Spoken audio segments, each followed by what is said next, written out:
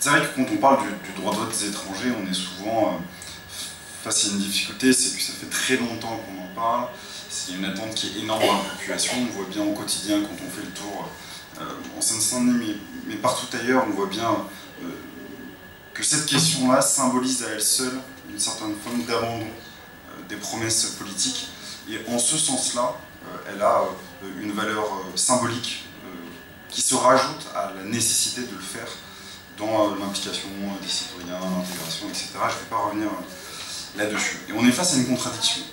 La contradiction qui est, en réalité, la majorité du personnel politique, des élus, des représentants, ont été à un moment en faveur du droit de vote des étrangers aux élections locales.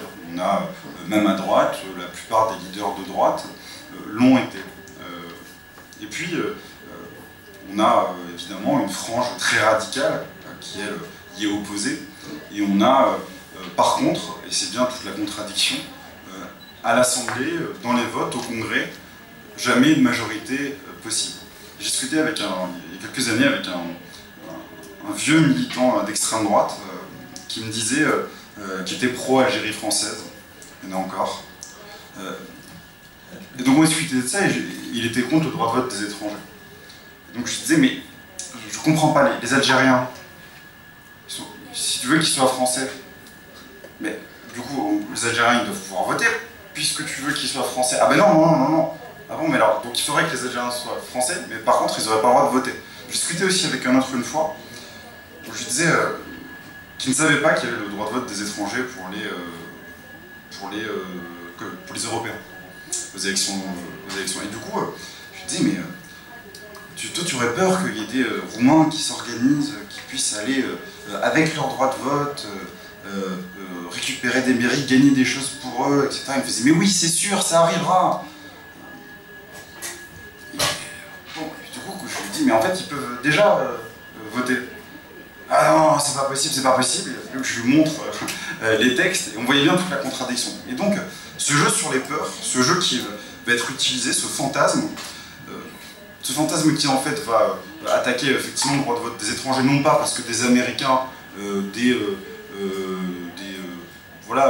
Blancs pourraient voter, ça c'est pas grave. Le problème effectivement c'est si quand même des Asiatiques ou des Noirs, là il y a une peur qui va naître. Personne, ça ne poserait de problème personne que des Suisses puissent voter, personne n'est choqué, personne n'a jamais dit qu'il y aurait une forme de communautarisation qui irait voter. Donc on voit bien vraiment, je voulais revenir là-dessus parce qu'il y a beaucoup de contradictions dans les peurs qui sont évoquées, et à mon sens c'est important de les rappeler.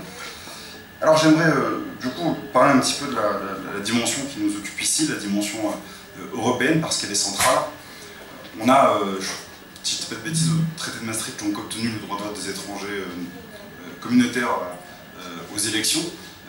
On aurait pu effectivement espérer qu'il soit plus large, et c'est du coup maintenant aussi un combat européen. Effectivement, le débat là, il n'est même pas de savoir s'il faut donner la nationalité ou pas aux gens facilement ou pas, c'est un autre débat. Il s'agit de dire que le droit à la citoyenneté, on peut l'obtenir aussi et faire une pression au niveau européen.